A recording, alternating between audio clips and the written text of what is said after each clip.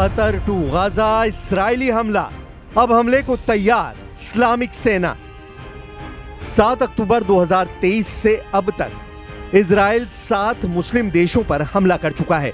Qatar की राजधानी दोहा से लेकर गाजा में इजराइल के ताजा खूनी हमलों ने कोहराम मचाकर रख दिया है। अब सबसे ताजा खबर यह है कि 50 से ज्यादा मुस्लिम देशों ने इजराइल के खिलाफ मोर्चा खोल दिया है।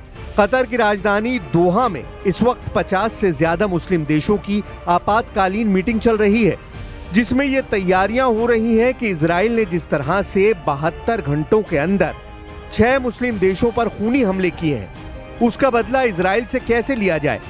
इधर तुर्की, सऊदी अरब और इराक ने दावा किया है कि इजराइल उनके ऊपर हमले की फिराक में है। ऐसे हालात में सवाल उठ रहे हैं कि क्या अब मुस्लिम देश मिलकर इजराइल पर हमला करेंगे, क्योंकि ईरान के पूर्व जनरल ने ऐलान किया है कि अब हमें शिया सुन्नी के झगड़ों को भूलकर इस्लामिक सेना बनानी चाहिए, जो इजराइल से चुन चुन कर बदला ले। हम आपको दिखाने जा रहे हैं कि कैसे इजराइल अब अरब युद्ध में घिरता जा रहा है।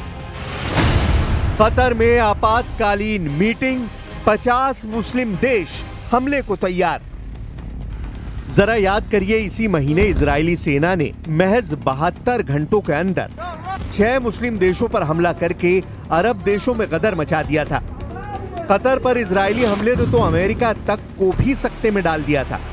कतर की राजधानी दोहा से आ रही तस्वीरों को देखकर साफ अंदाजा लगाया जा सकता है कि अब कतर और सऊदी अरब जैसे मुस्लिम देशों को अंदाजा हो गया है कि अमेरिका इजराइल का आंख मूंद कर जंग में साथ दे रहा है, और इजराइल इसका फायदा उठाकर एक एक करके मुस्लिम देशों पर पिछले 710 दिनों से हमले करता आ रहा है। कतर की राजधानी दोहा में 50 अरब और इस्लामिक देशों की मीटिंग में दो टूक कहा गया है कि अब इजराइल को उसी की भाषा में जवाब दिया जाएगा। कतर की राजधानी दोहा में मुस्लिम देशों के 50 नेता इजराइल के खिलाफ एक खास बैठक के लिए इकट्ठा हुए। ये मीटिंग अरब लीग और ऑर्गेनाइजेशन ऑफ इस्लामिक कोऑपरेशन यानी OIC ने बुलाई। इसका मकसद 9 सितंबर को कतर पर हुए इजरायली हमले का जवाब देना है। मीटिंग से पहले ईरान के राष्ट्रपति मसूद पजिश्कियान ने मुस्लिम देशों से इजराइल के साथ रिश्ते तोड़ने को कहा है। उन्होंने इस्लामिक देशों से एकजुट होने की अपील की है। वहीं पाकिस्तान ने सभी इस्लामी देशों को नेटो जैसे ज्वाइंट फोर्स बनाने का सुझाव दिया है। विदेश मंत्रियों ने लड़ने को लेकर बंद कमरे में एक बैठक की थी। इस दौरान कतर के प्रधानमंत्री और विदेश मंत्री शेख मोहम्मद बिन अब्दुल रहमान बिन जासिम अल थानी ने इजरायली हमले की कड़ी निंदा की और कहा कि कतर अपनी संप्रभुता की रक्षा के लिए जरूरी कदम उठाएगा।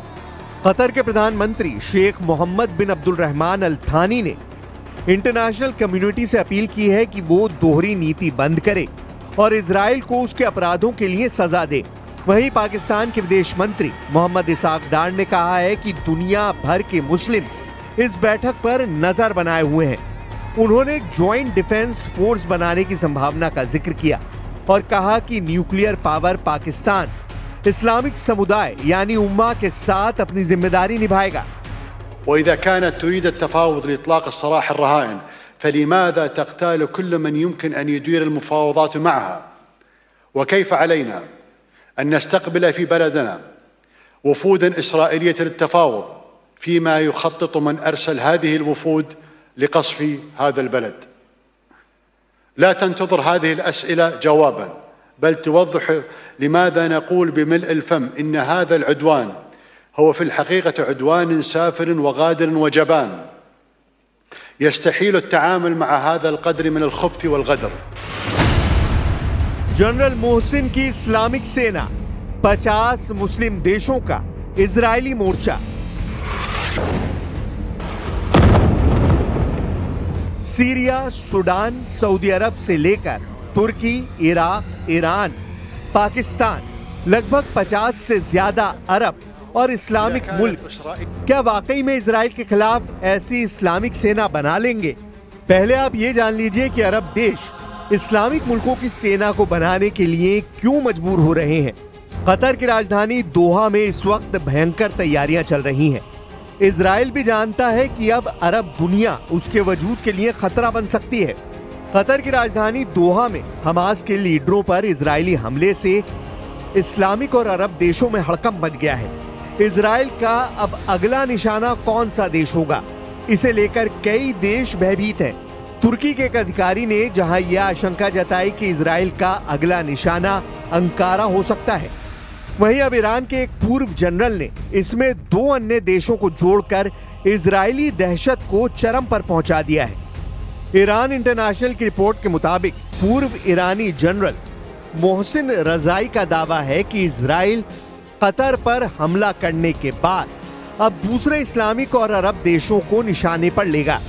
मोहसिन का दावा है कि इजराइल का अगला टारगेट तुर्की, इराक और सऊदी अरब है।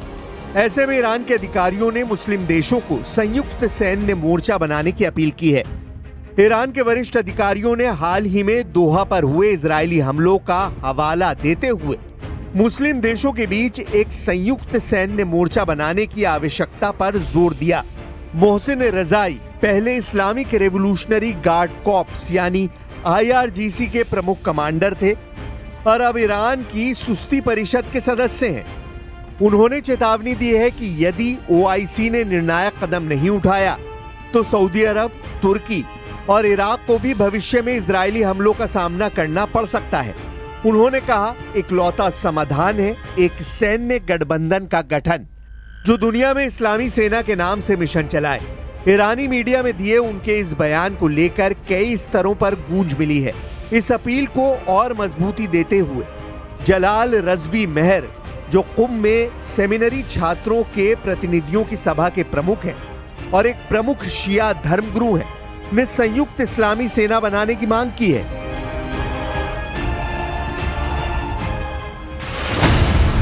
इजराइल पर भारी पड़ रहा है। 72 घंटे में 6 मुस्लिम देशों पर हमला। सितंबर महीने में ही इजराइल ने 72 घंटों में 6 देशों पर हमला किया था, जिससे 6 मुस्लिम मुल्कों में कोहराम मच गया था। इजरायली सेना ने गाजा समेत सीरिया, लेबनान, कतर, यमन और ट्यूनीशिया में हमले किए थे। इजराइल के इन हमलों में 200 से ज्यादा लोग मारे गए और 1000 से ज्यादा घायल हुए। इजराइल ने दावा किया था कि वो इन देशों में आतंकी ठिकानों को निशाना बना रहा था। अमेरिकी राष्ट्रपति ट्रंप ने इसे लेकर इजरायली पीएम नेतन्याहू से नाराजगी जताई थी, लेकिन इजराइल के खिलाफ कोई सख्त एक्शन नहीं लिया। हालांकि इजरायली पीएम नेतन्याहू ने कतर की राजधानी दोहा में हमास के अधिकारियों पर किए गए हमले का बचाव किया था।